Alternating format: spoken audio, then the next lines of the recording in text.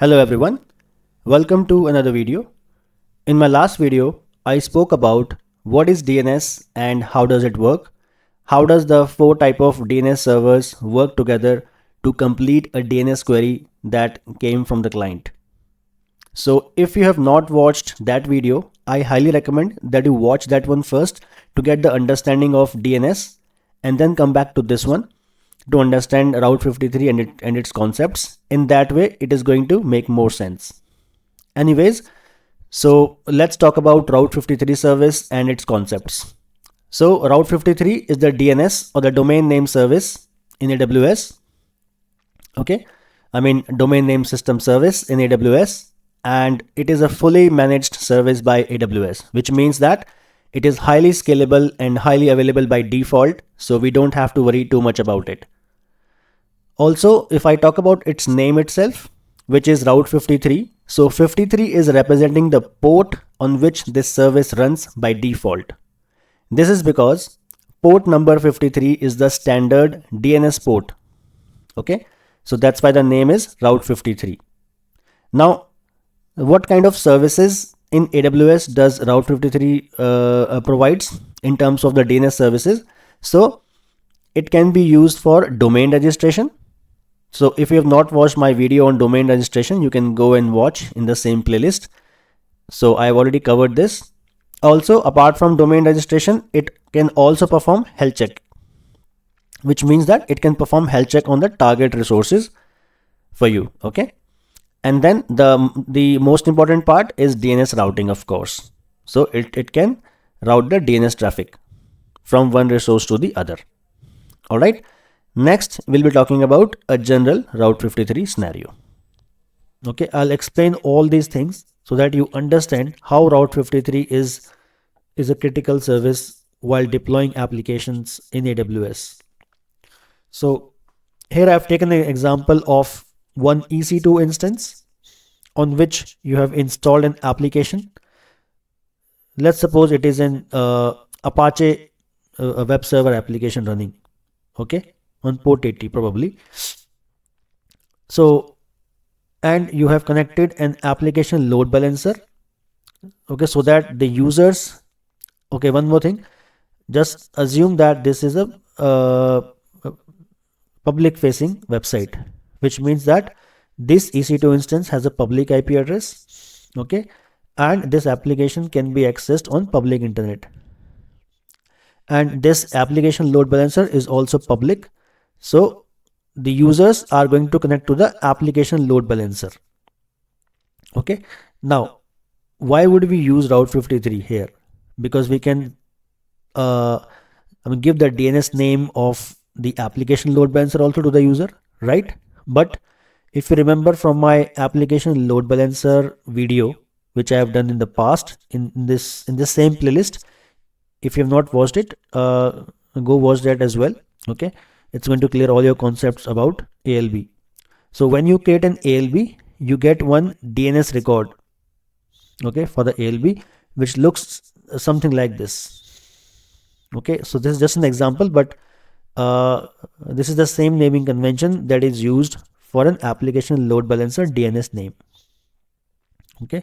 Now, if this is a production grade application, for example, this is a production application, and the users, should be able to access this website with a particular website name, right? Or you can say with a particular domain name. Why? Because if you see, if I talk about any production grade application that is already running, like Flipkart.com, Amazon.com, or any website that you see, it has a name, that is easily, that can be easily remembered by a human being, right? So, you would not want your users to access your main production website with this type of name, like, ALB hyphen and then some random alphanumeric characters and then your domain name. So this is not the right way to, access the application which is actually in production. The users would want a name that is easy to remember, like www.example.com. It's pretty easy to remember, right? So They don't have to remember all these different numericals, right? Or the different alphabets in the name. So it should be very simple and it should look good also, right? So that is why we would not want the users to access the website using the ALB hostname, but we would want them to access using a proper the website name, or it is also called FQDN, fully qualified domain name. So for this reason, we would use a Route 53. So what we can do is, in Route 53, if you have a hosted zone is a collection of all the DNS records that you're going to create, or those are already created, okay, for a particular domain name. So it's called hosted zone. If you see in the definition also I've given, just in case you want to understand it. A hosted zone is a collection of DNS records that define how traffic is routed to a domain or subdomain. Okay. So in this example, when you register a domain in AWS Route 53, or if you have transferred a domain from some other domain registrar outside AWS, because you can buy a domain from any registrar out there, like you have Hostinger, you have some other. So there are like, you have this GoDaddy also, and there are some others as well. Like I think there are thousands of different domain registrars available. So you have the option, either you can buy the domain from there, then transfer it here, or you can buy the domain directly from AWS. Okay, if you want to use it in AWS, in that case you don't have to transfer. Okay, so in case you have your domain in Route 53 and you want to point your ALB's DNS name to a proper website name. Okay, so this is called DNS routing. So in that case, we would use this Route 53 service. Okay, so in Route 53, you can create a record. Okay, so once again, there are different types of records options in DNS, but we'll talk about it. But in this case, I'm using a CNAME type of record. CNAME is also called canonical name. Okay, this is again a very important question from interview point of view. It is often asked if the interviewer is looking to check your basic DNS knowledge. He may be asking you, what do you mean by a CNAME record? So you should know a CNAME record is used to resolve one domain name to another domain name. If you see here, the domain name is Amazon AWS.com, and you are resolving this to another domain, that is example.com. Okay, so you can use this CNAME type of record to point your ALB's DNS name to a proper website name of your choice, which the users will be using to access your website. So this is how this Route 53 works on a very high level. So this is one of the most common example of how would you use a Route 53 service to do DNS routing. Okay. Next, so let's talk about DNS terms. So once again, all these things are important from interview point of view, especially if you are appearing for an interview of AWS Cloud Engineer, or a DevOps Engineer, or a Site Reliability Engineer. All these different DNS terms can be asked, especially the most common ones. So here I've covered the common ones only, because there are so many terms, and it is not possible to cover each term. But these are the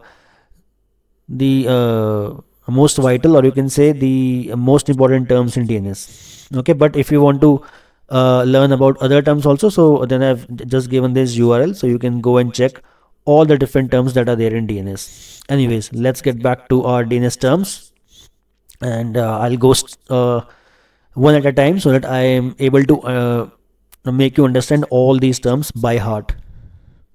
So a record is the most vital DNS type of record. So a record is when you want to resolve a domain name to an IPv4 address. Okay, so you can check this diagram also, where I have given an example how it looks like. So a record is when you resolve a domain name to an IPv4 address. So here you can see that we have this domain name. This is the DNS domain name of an application load balancer, and we want to redirect the traffic that is coming to this domain name to an IP address like this. So we can get an A record for this. Okay, this is called A record, where you are just trying to point a domain name to an IP address. Next is we have alias record. Alias record is when you want to point a domain name to another domain name. Okay, so here if you see in A record, we are trying to point a DNS name to a IP address. But in this case, sorry, here I also should mention that I'm talking about only IPv4 address. So A record is only used for IPv4 address. Okay, if it is, if you want to, point it to an IPv6, then it is called a double A record, or you can say 4 times A record. Okay, it's called AAAA instead of A. If you want to point your domain name to an IPv6 address, but here if it is IPv4, then it is A record. So then alias record is when you want to point your domain name to another domain name. Okay, so this is also a domain name and this is also a domain name. Okay, so if you have the requirement like this, then you can use alias record. Another special feature with alias record is if you do not have, if you want to redirect or resolve a root domain to another domain. Now, what is the meaning of root domain? Here, as you can see, this is the top level domain. Okay, .com, and Amazon AWS .com here is called the root domain. So you see here, you don't have anything, just you don't have any prefix to this domain name. So it is just simply Amazon AWS.com.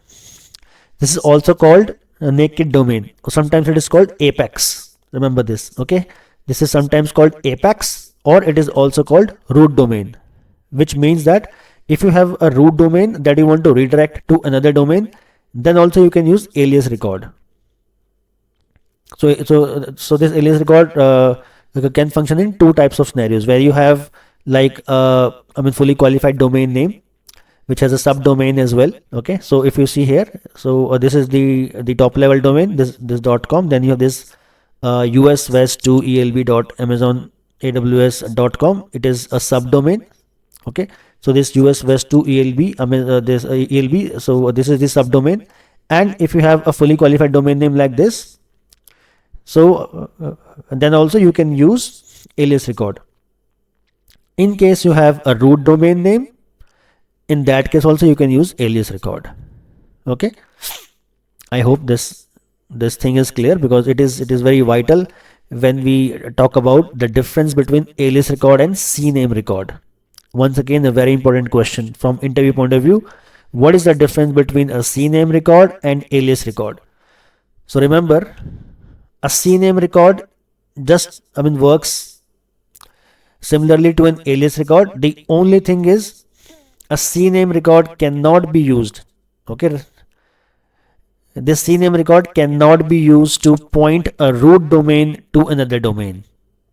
That is not possible. Okay, so that is only possible via an alias record. So this is the difference between alias record and CNAME record. Else they both can resolve one domain to another domain, but the CNAME record cannot resolve a root domain to another domain. It should always be having a subdomain like this, www.example.com to this another domain, and here also you have this subdomain which is being redirected to another domain. So this is the difference between CNAME record and alias record.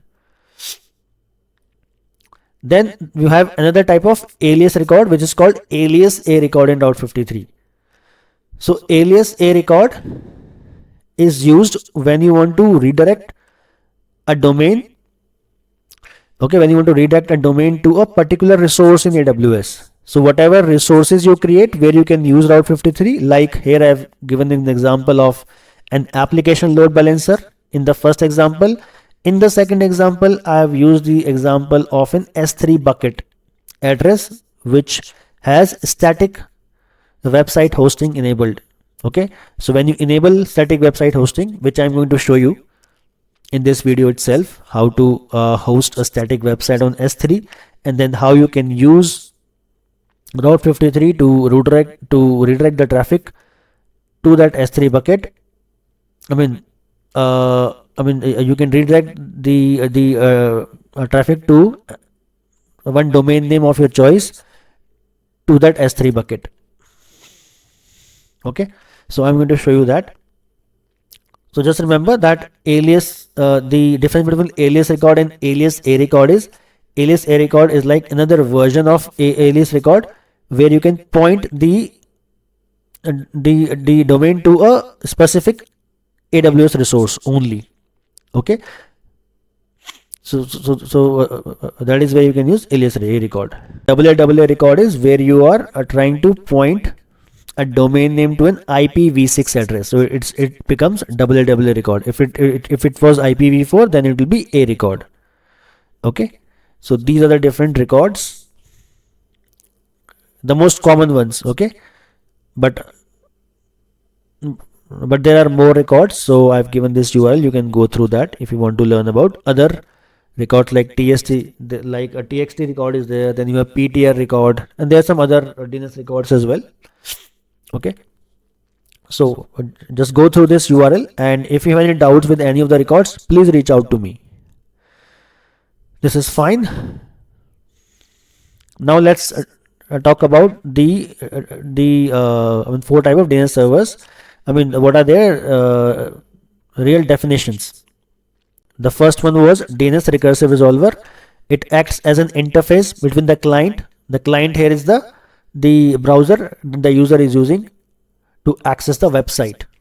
Okay, if you remember from that example that I showed you at the start of the video, where I spoke about how this DNS works. Okay, so recursive resolver, it just functions as an interface between the client and other DNS name servers, the other three type of DNS name servers. Then you have DNS route name server. It is the first step in the DNS lookup. So once again, from that example, you can remember that when the recursive resolver was trying to resolve this DNS query coming from the user, it was first put to DNS lookup to check for the DNS details. Then you have this top level domain or TLD name server. This is the highest level in the DNS structure, which comes after dot. Okay, so once again, here as you can see the first diagram, so this was the TLD name server. Okay, so it depends on which root domain are we talking about, which top level domain are we talking about. Okay, so it's going to give you the information of the DNS server which is relevant to a particular top level domain like .com. Okay, and then you have authoritative name server, a vital part of DNS that makes it possible to access websites, and Amazon Route 53 is an authoritative DNS system. Okay, so Route 53 is actually performing the function of authoritative name server. Remember this also, right? And as you can see in the diagram, so this is how this DNS hierarchy looks. So when the client is trying to resolve a DNS query, it is first forwarded to your recursive resolver, right? And then from recursive resolver, it starts to, it is put to DNS root name server first, and then this root name server is going to check the top level domain depending on the different type of top level domains that are queried. So if it is .com, then there will be another TLD name server. If it is .click, then this TLD name server will be different, and similarly for .edu and .org. Okay, and then authoritative name server are the server which actually holds the hosted zone. Hosted zone is the collection of DNS details of a particular website, like website to IP address mapping. Okay, a record or AA record. So all those details are stored in the authoritative name server, which is the last step, in the DNS query process. Okay, so authoritative name server is the place where you find your data of this DNS query. So whatever website you want to access on the browser, the information to which IP address it is corresponding to is stored in the with the authoritative name servers in a place called hosted zone. So this is how the hierarchy of DNS looks like. Okay. Then there are two more terms, like fully qualified domain name, which I already spoke about, is made up of these multiple levels, including the subdomain. You have domain name and you have top level domain. And as an example, as we can see, so suppose this is your main website, okay, that the users are using, https www.mydomain.com. So here this .com is the top level domain. Then this mydomain.com is the root domain. This is called the domain name, my domain, and this is called subdomain. This is called a subdomain, and then this is the protocol that we are using to access our website. If it is HTTP, which means it is not secure, if we are attaching an SSL based valid certificate to our front end resource which we are using to access the website, then you will be accessing the website using HTTPS. So HTTPS only comes when you use a valid SSL certificate, okay, secure socket layer certificate with your website. Okay, I'll try to see once again, if I get time, I'm going to cover some concepts around certificates as well. Okay, so this is how this fully qualified domain name looks like. So all the information is available in this image itself. Okay, hosted zone we have already spoken about, is a collection of DNS records that define how traffic is routed to a domain or subdomain. So that's all for the theory of DNS and Route 53. So now we can head to AWS Management Console to show you some demos how Route 53 actually functions. Okay. So now it's demo time. So I'm going to start with creating an S3 bucket and then configuring it to be used for static website hosting, and then we will use our custom domain name to redirect the traffic to this bucket, and it's going to serve the content of the bucket. Okay, so I'm on my AWS Management Console and I'm going to navigate to S3.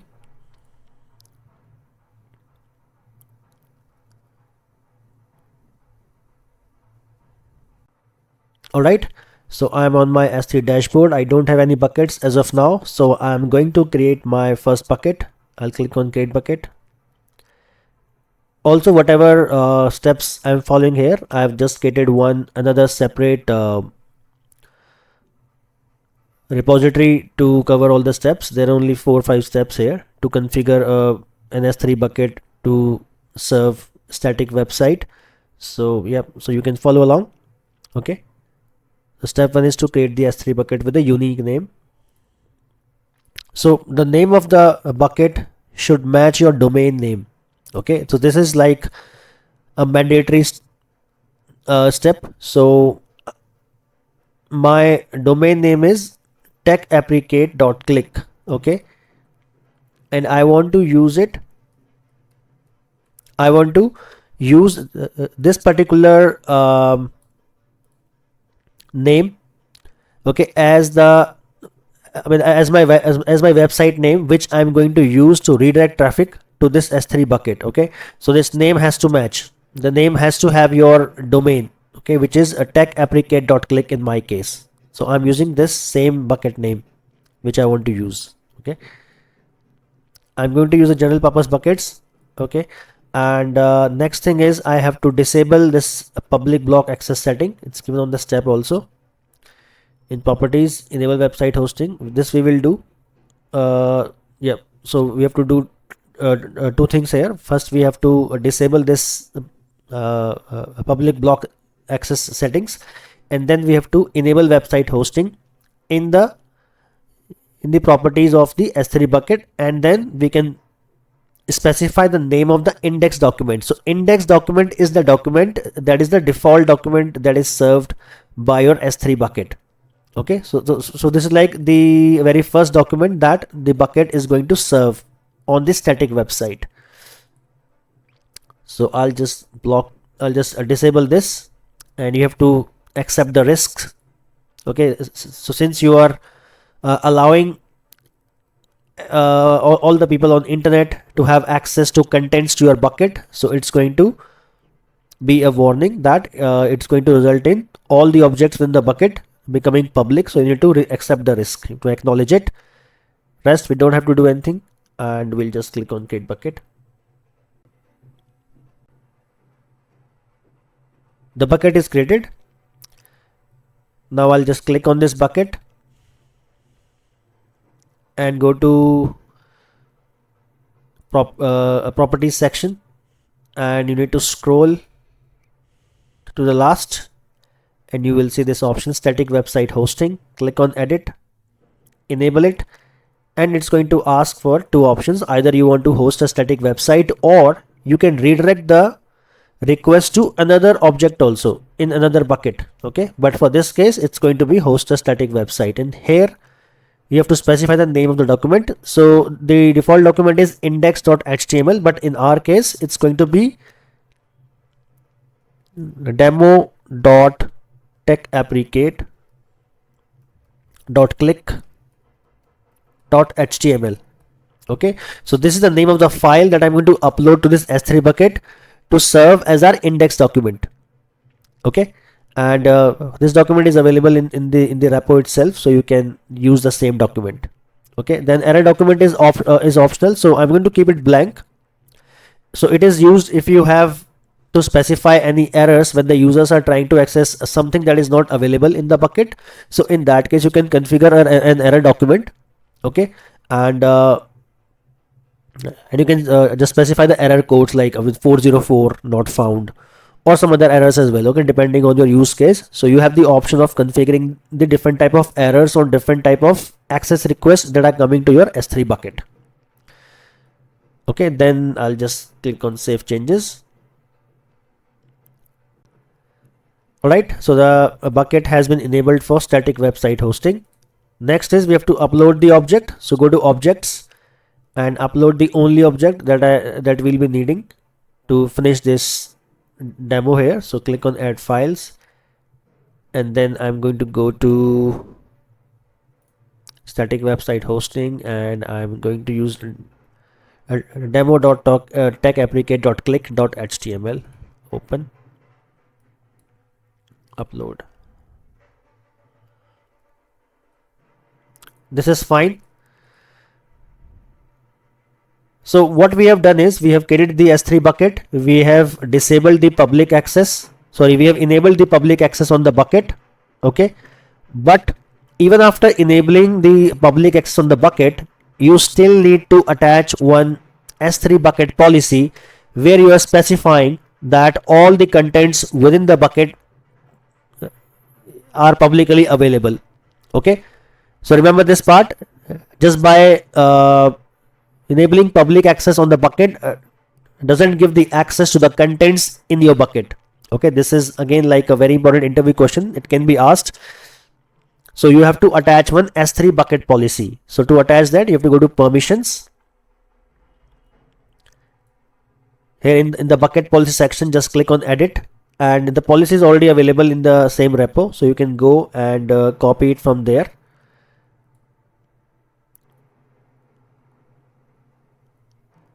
So here is the bucket policy. Just click on it.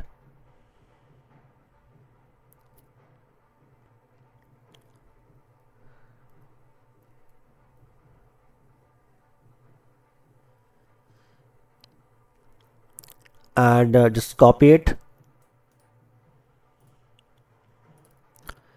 and paste it in the bucket policy section here, and replace the name of the bucket, okay, with your name. So you can just copy the bucket ARN from here and replace this entire placeholder.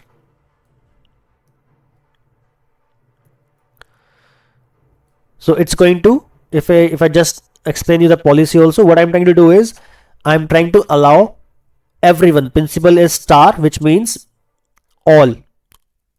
So all are allowed to have get object action allowed on the bucket and the objects within the bucket. So this get object means the users will only have the read access to the contents. Okay, so they can only access the contents with the read permission within the bucket. Okay, so that's why it says just a get object. Save changes.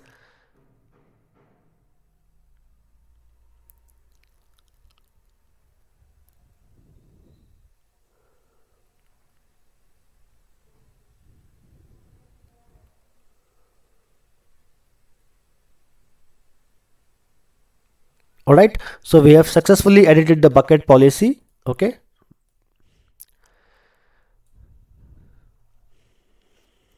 so now we have one S3 bucket named demo.techapplicate.click, which is going to be our fully qualified domain name of the website that we want to use to serve the traffic from this bucket to this website.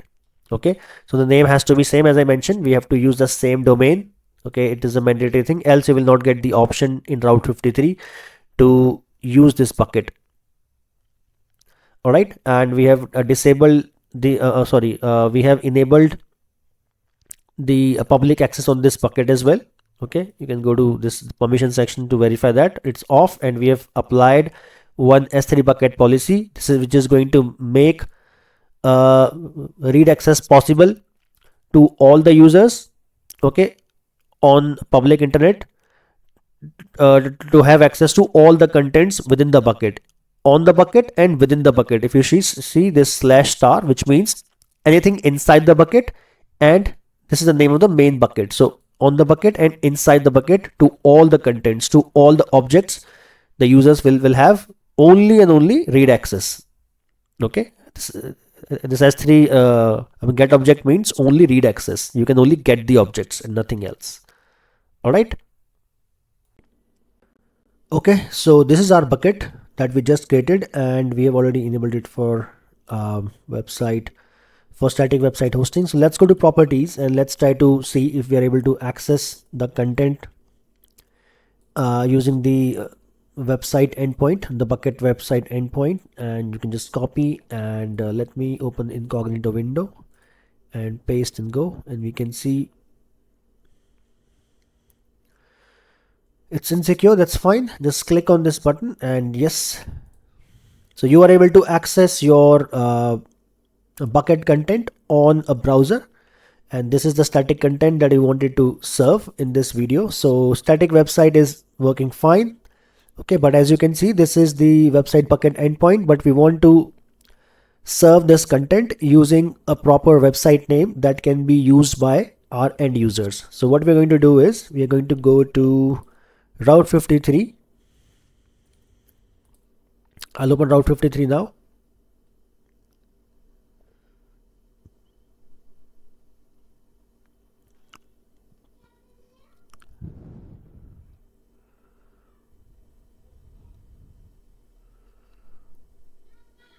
And I'm going to go to my hosted zone. So I have already registered a domain in Route 53. If you have any doubts, you can watch my other video where I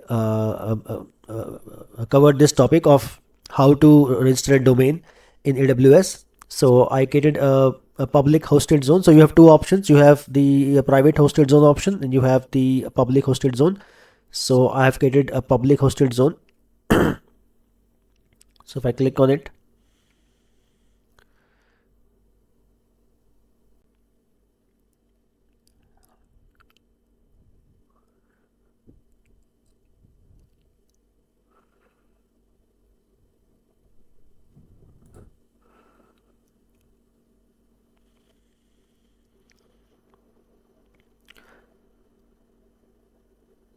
so here is my domain name, that is a techapplicate.click, and if I click on it,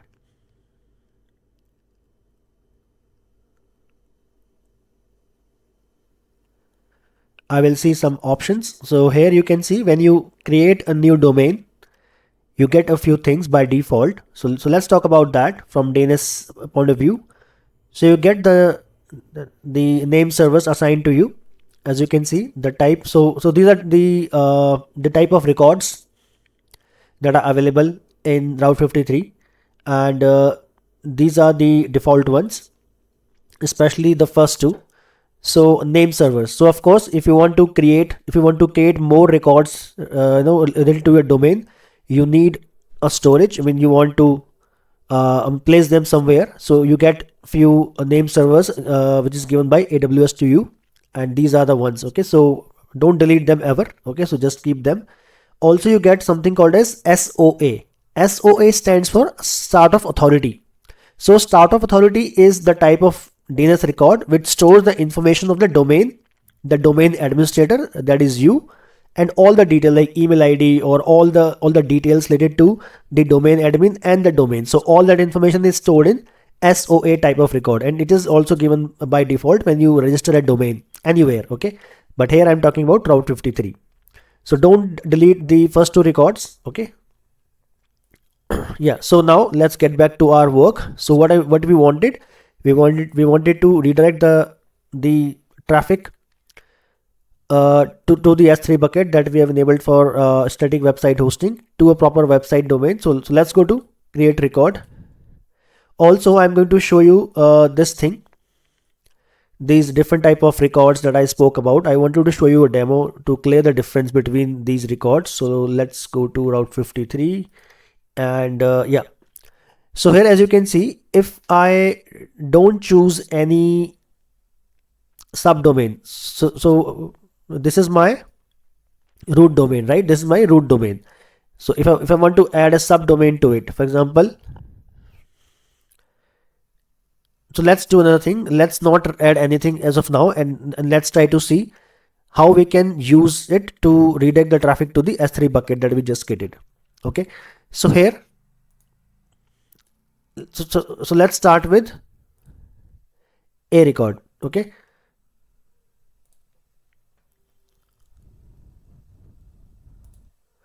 so here I have already chosen a record. This is the default one. Okay, but for a record, you know that we need to use an IPv4 address. So a record is when you want to redirect a domain to an IP address, but here we don't have the IP address, we just have the website endpoint, so which is also a domain name. Okay, so in this case we cannot use a record, we have to use other type of records. So let's go for CNAME record here, which means routes traffic to another domain name and to some AWS resources. So just choose this one and copy the website endpoint from here and paste it here. So what I'm trying to do here is I am saying whenever the user wants to access this website, the traffic should be routed to this domain. Okay, so as of now I'm not using any subdomain here. Okay, I'm just using my main root domain, which is techapplicate.click. Okay, so and let's choose this time to live as 60 seconds, and routing policies I'll come to it later. So I'll just keep it as simple routing, and I'll do create record.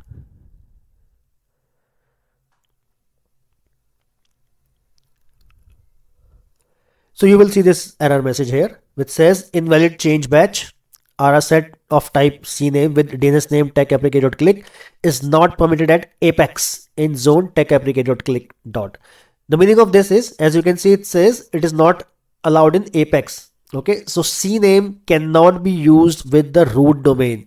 You need to have a subdomain as well. Only then this CNAME is going to work, and that's what I mentioned here. CNAME record, it cannot work with the root domain, or it is also called a naked domain. Okay, naked domain also, or sometimes it's called apex. So you cannot use a CNAME record for a naked domain, for a root domain, or for an apex. You have to use alias record in that case. Okay, so what we can do is, if you want to redirect the traffic from this to this, then we can use a record, and in a record we can use alias A. So alias A is another version of a record where you can route the traffic to a particular resource in AWS. Okay, so here you can see all the different options available. So this is only for AWS resources. Remember, alias A is only available for excuse me, for website resources. So here we want to use the website endpoint. So just choose this, and here you will get all the options that are available to you. So here you have to choose the region first for your S3 bucket, and I created my bucket in US East 1. So you can type US-East-1. Then you will get all the options of the different buckets here. Okay, but as you can see, I'm still not getting the option. Why? Because as I mentioned at the start of the creation of the S3 bucket, the name of the S3 bucket has to be exactly the same as your website name. Okay, so the name of the S3 bucket is demo.techapplicate.click. Okay, it is demo.techapplicate.click, but here in my Route 53 I'm using just techapplicate.click, so it is not possible. So in that case, what I have to do is I have to create another bucket. So I'm going to do that, and then I'm going to show you how the new bucket name is going to appear in this drop down list here, and then we can choose it to create our DNS record. So let's go to our S3 again, and let's create another bucket.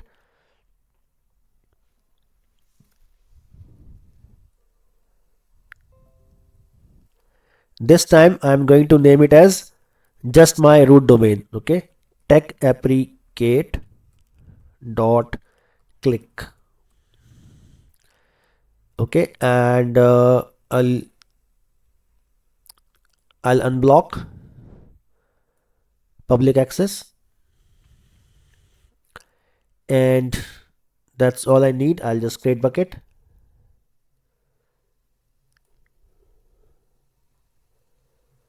Okay, I need to acknowledge this warning because I'm enabling public access to this bucket.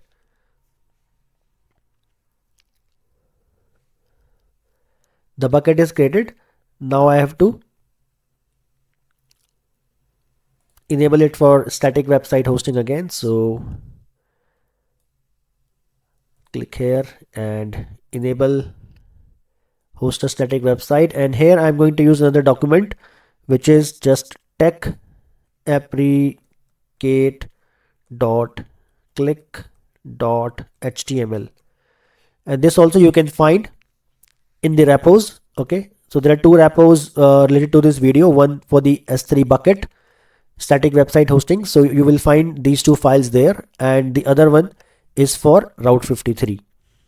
So techapplicate.click.html, I'm not using error document, it is optional, so you can leave it default and click on save changes.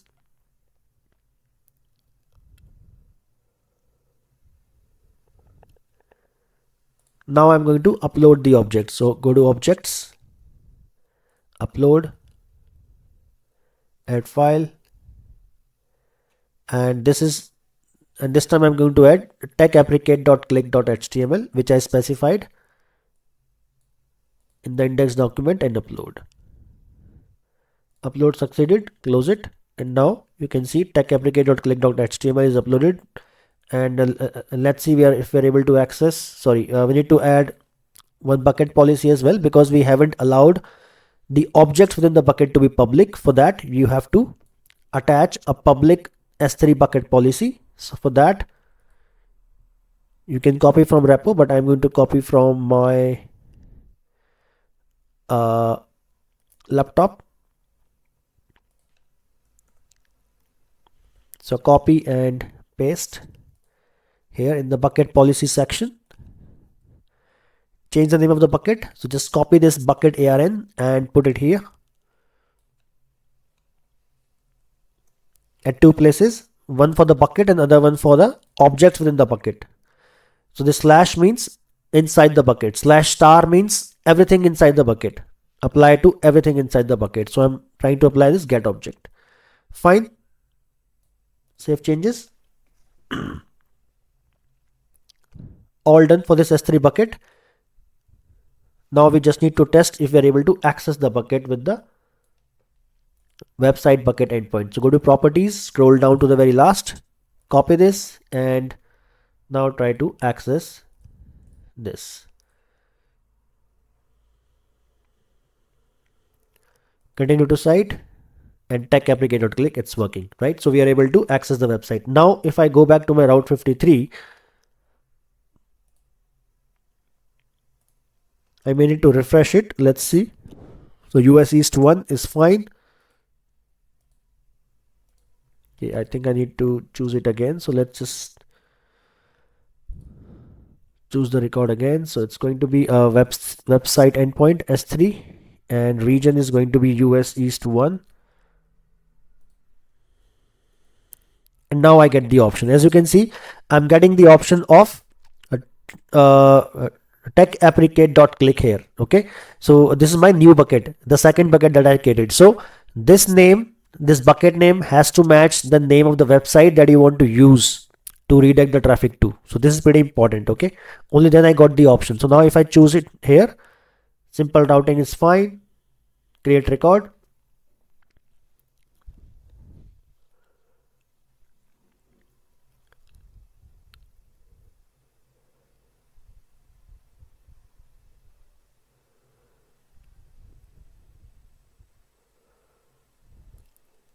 Record is created. You can click on the view status and just wait for the status to be in sync. So just keep refreshing it.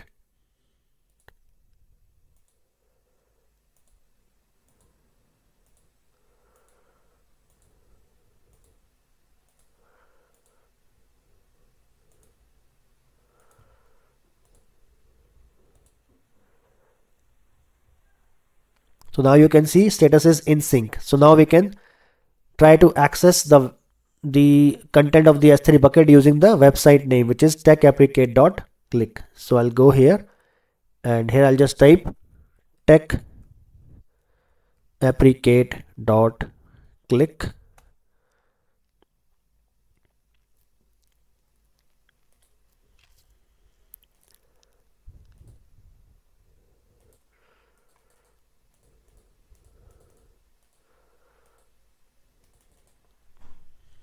Alright, so now as you can see, I'm using the website name and not the website endpoint name, right? This is the website endpoint name, which is not what I want. I want to access my objects in the S3 bucket using the website name, so I'm able to access it, right? It's done. Now let's create another record for the first bucket that we were working on. So let's go to my hosted zone.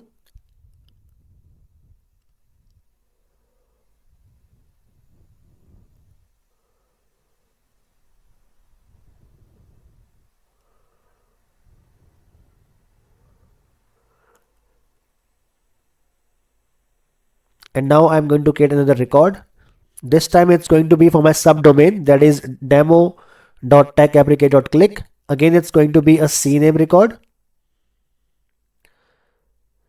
Yeah, so now we can use the CNAME record, but let's go with a record only because we want to use alias a. So just one more thing, whenever you have the option of using alias a or CNAME, just go for alias a. Okay, alias a is the recommended way of getting the record. I mean, you have the option to get a CNAME also, but in case you can use alias a whenever you have to route the traffic to any resource within AWS only, then you should go for alias a. Okay, so I'm going to use alias a here, and website endpoint is going to be S3 website endpoint, and now I'm using this demo.techapplicate.click, which means that I should get the option to add the demo.techapplicate.click bucket. So region will be US East 1.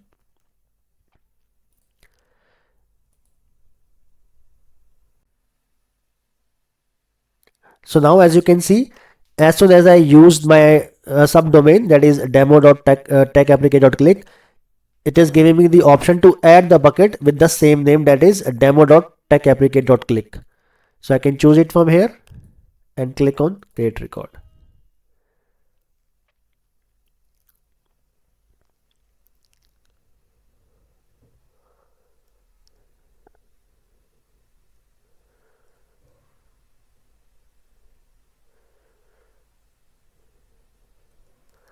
Alright, record is created.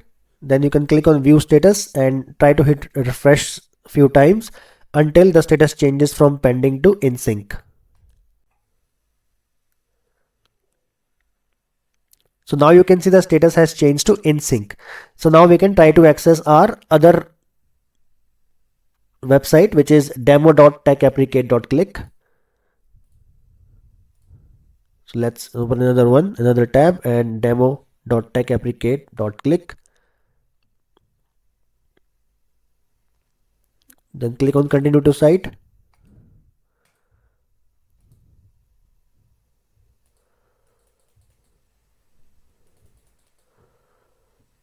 And you can see I'm able to access the content from my other bucket, the first bucket. So demo.techapplicate.click is also working fine. So this is how you can create an A record and alias A record.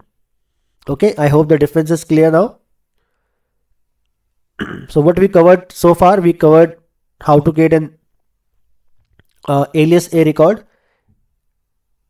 Okay, and in what condition we cannot use a CNAME record. Okay, this is done, right? Now let's try to show a demo on the example of our DNS here. So in this example, we'll be having one EC2 instance. On top of it, you will have an application web server running, and that will be served via a application load balancer. Okay, and then we're going to create one DNS record of type CNAME, and we will try to point our website's name. We will try to access the content of this application running on this EC2 instance via this ALB, but the record will be accessed, or the website will be accessed via our main website name, which will be something like www.techapplicate.click, because I have this domain registered on my name, that is techapplicate.click. So I'm going to use that domain, and the traffic will be routed to the application load balancer's DNS name. Okay, so this is what I'm going to show. This is what I'm going to show you next. Okay.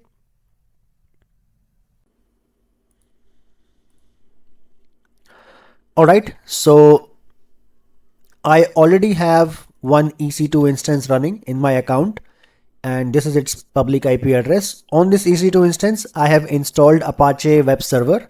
I've configured it already, and I also have an application load balancer that I have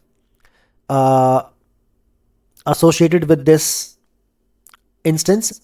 So the target group of this application load balancer has that same instance. So this is the target group, demo TG, and if I check the target instances in this target group, you will see there's an instance which is ending with 85CA, and it's the same instance which is there, which I already have in my account. Okay, so if I go back to the diagram again, just to explain you, let me open that.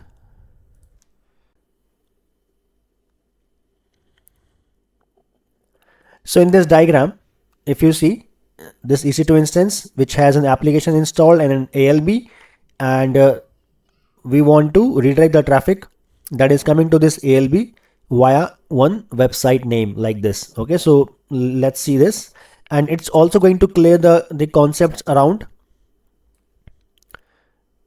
A record and CNAME record. So I'm going to create two more records. Okay, one A record and one CNAME record, and you will see how these different type of records work. Okay, so let's go to our Route53 now. In my hosted zone, I'm going to create a record. Okay, just before this, let me show you. So this is the IP address. This is the public IP address of the EC2 instance. Okay, where I've installed and configured Apache web server. So you can see the website is accessible. The website only has this text inside the main index.html file. It has the success written in it, so I'm able to access it. Similarly, on the ALB DNS name, this is the ALB DNS name that I have just created. You can check that. So this is the DNS name of the application load balancer that you can use to access the website that is being served on the load balancer. So I just copied and pasted it here, and I'm able to access the same website because this ALB is forwarding the traffic to this EC2 instance behind the scenes. Okay, so this is working fine. Now let's just try to create one Route53 record. So here I'm going to create one A record first, and this subdomain is going to be, let's name it as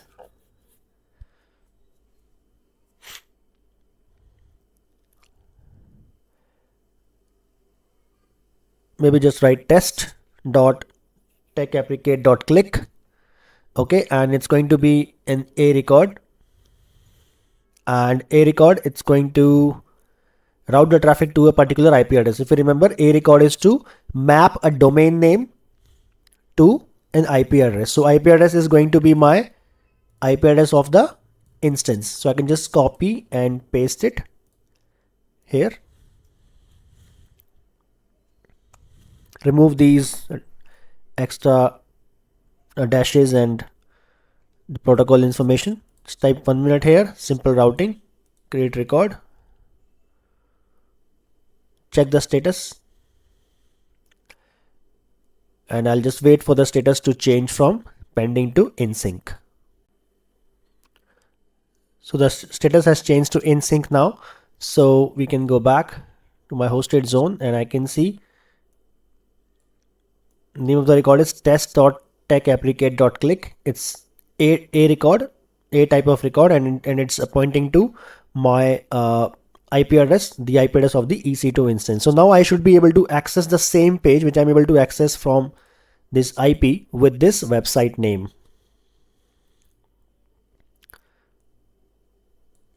So copy and in another window here and paste and go. I'm not using any SSL certificate, so it's going to give me the warning because I'm not using any SSL. It's using HTTP only. Okay.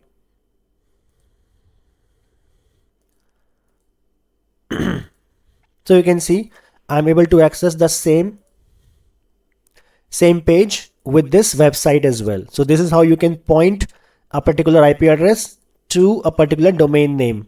Okay, using Route53. It's working for us, right? Similarly, I'll try to do now for the load balancer. So this was a record where I just resolved a domain name to an IP address. Now I'm going to create a CNAME record. So let's go here, create another record, and this time let's name it as test2 maybe, and it's going to be a CNAME.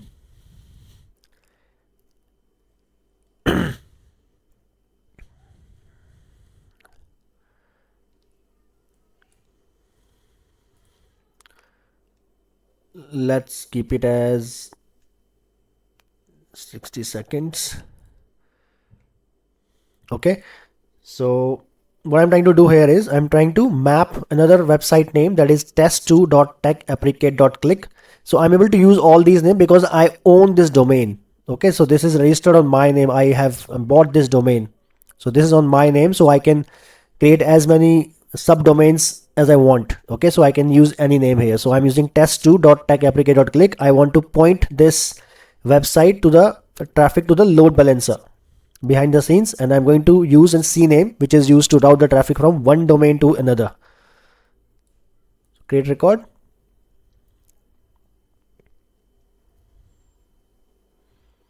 Record is created. Click on view status and wait for the status to change from pending to in sync. The status has now changed to in sync. So let's go back to my hosted zone and copy the second website name, which is test2.techapplicate.click. It's pointing to my load balancer DNS using a CNAME. Okay, so copy and open it here.